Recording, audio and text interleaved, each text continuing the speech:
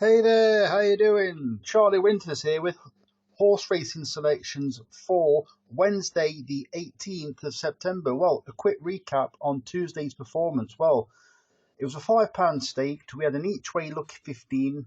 The first selection was Jumeirah Vision. It was taken on for the lead and it faltered. Well, I say it faltered. It weakened. I actually thought the Ruth Carr horse was trying to set it up for the other one, but it didn't. So they both faded in the end. It just lost out for third place, which is a bit unfortunate, really. The second selection was Rousing Encore, and it was the same kind of outcome. It came fifth, paying out first four. I think it was about 13-2.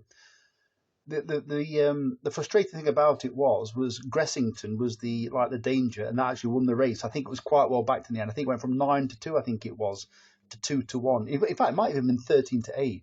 The next selection won Zuffalo. It came under pressure and found extra, and it won relatively comfortable, although they were closing towards the finish. And the final selection was Majeski Man. It ran its race, always seems to find one too good. In the end, it was about £2.50 bike and £5 staked. So let's get on to Wednesday's selections. So the selections for Wednesday will be based at Beverley. So what I'm going for, I've gone for a £6.50 bet. So one of the bets is a blind bet. So what I've done basically is I've gone for four of Holly Doyle's 5 mounts. So you can guarantee what's going to happen. The fifth mount that I haven't touched will probably go and win, but it's the biggest price a lot. So what I've gone for is I just saw a couple of horses that I like the look of for Holly Doyle. So I thought, well, why not include all four of them in a very small stake, each way lucky 15. So let me have a quick brief talk you through it. So the first selection in the Holly Doyle each way lucky 15 is Tease George.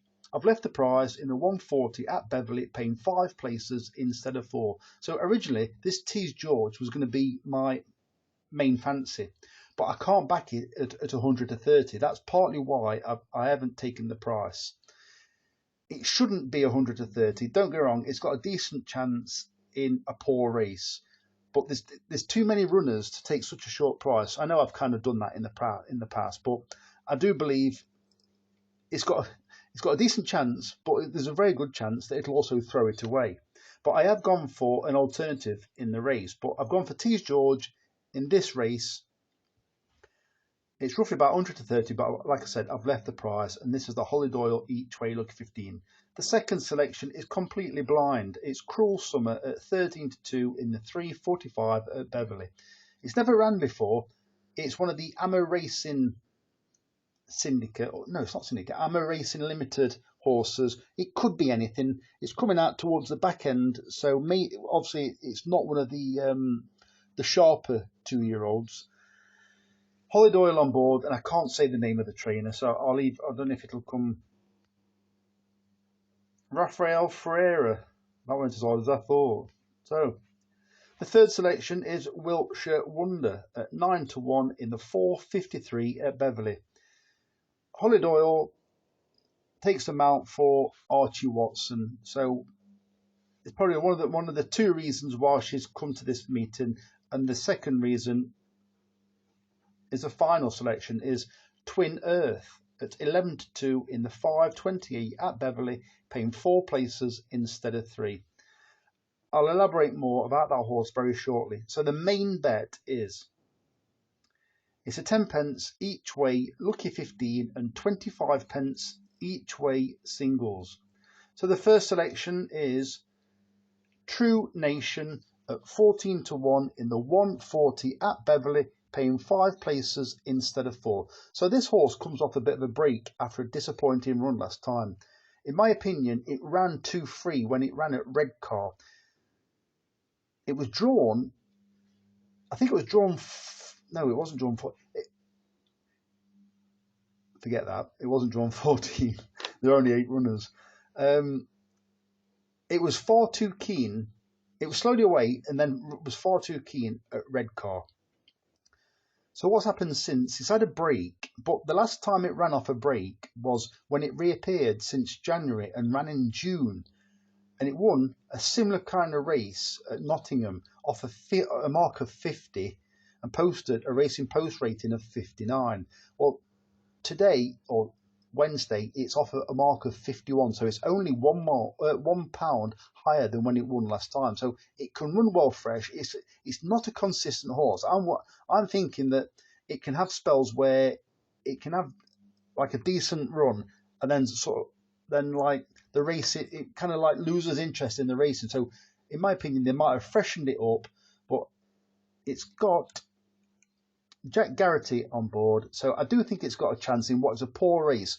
What you do tend to find is this horse, it tends to race prominently, and I think with so many runners in this race, I think there could be a case of where a lot of runners actually get in the way of each other.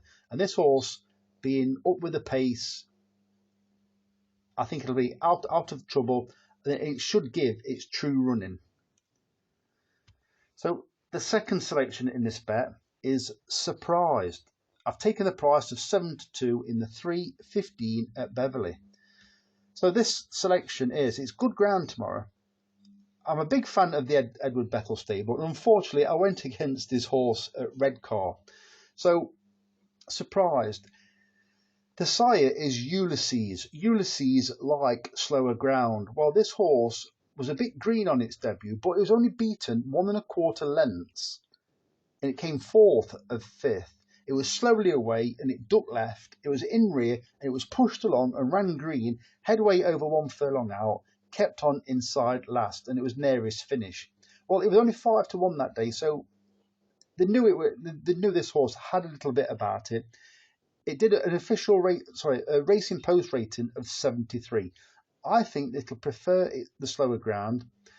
It's not massively slower ground, but I think it'll appreciate it.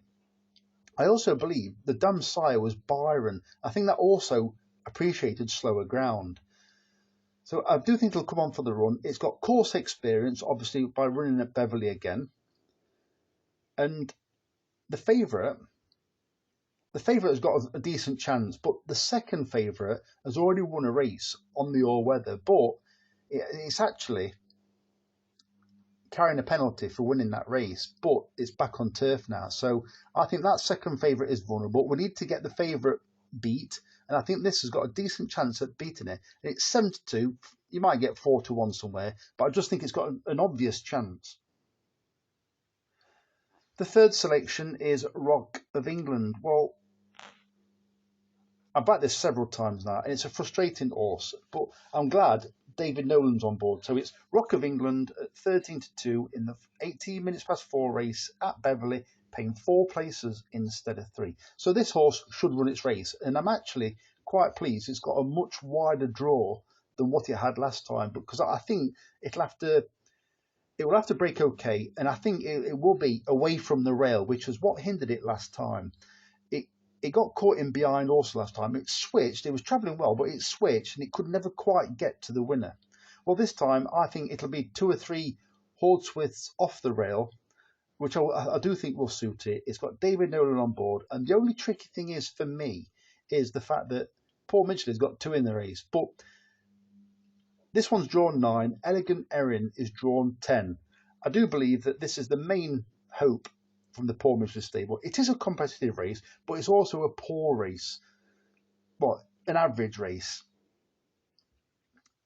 It's got, I do believe that Alligator Alley is also in the race. So it is a competitive race, but it's not a fantastic race. There's a lot of horses that seem to take it in turns winning the races.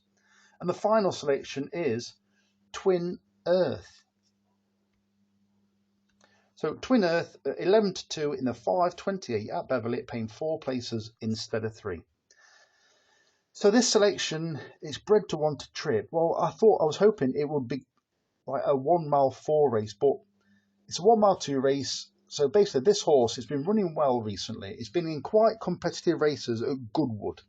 It started its career, or its career campaign, whatever you want to call it, by running on the National Hunt Flat. So it's got some stamina. I'm guessing they saw that it wasn't that quick. It originally was trained by Andrew Baldwin, but it never ran for Andrew Baldwin. So I'm guessing it's a quirky customer because it was gelded before it ran, and even before it switched hands from Andrew Baldwin to Archie Watson. So this horse, as I said, was campaigned on in the National Hunt Flat. So then it went for the National Hunt Flat, and it ran at Chelmsford, and it actually ran okay-ish, but in my opinion, over a distance too short for it. It then went to Leicester, Leicester and Hamilton to get its handicap mark. It ran at Sandown, and it ran 2-3. Basically, it blew up, and they even described it as running 2-3. It then went to Goodwood once it got its handicap mark. So what it was slowly away, but then it pulled itself pretty much into the lead and ran 2-3 again. And then at Goodwood, when it was stepped up further in trip, in my opinion, it ran a better race. And Holly Doyle was on board, so it took a keen hold over 1 mile 2 furlongs. It was prominent, and it lost 2 places from over 1 furlong out, and then it kept on again. I think what's happened is Holly Doyle has mentioned you need to chuck some headgear on this one.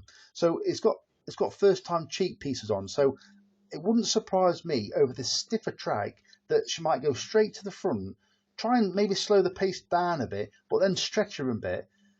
And rather than this horse having a bit of a lull or a tough patch, I think the first time cheek pieces will make it concentrate, and I think it's got a much better chance. And I think it ran a decent race last time off a mark of 68, and it's off the same mark again. So I think it's got a very good chance, and I've taken the price of 11 to 2 because I think it could be shorter, especially if they fancy it. So as I said, I've gone for 5p each way Holly Doyle Lucky 15.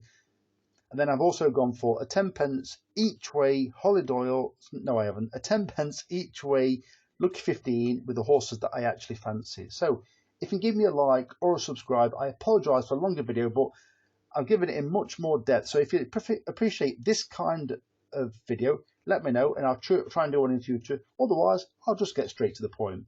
So the very best of luck. Charlie Winters, over and out. Cheers, mate.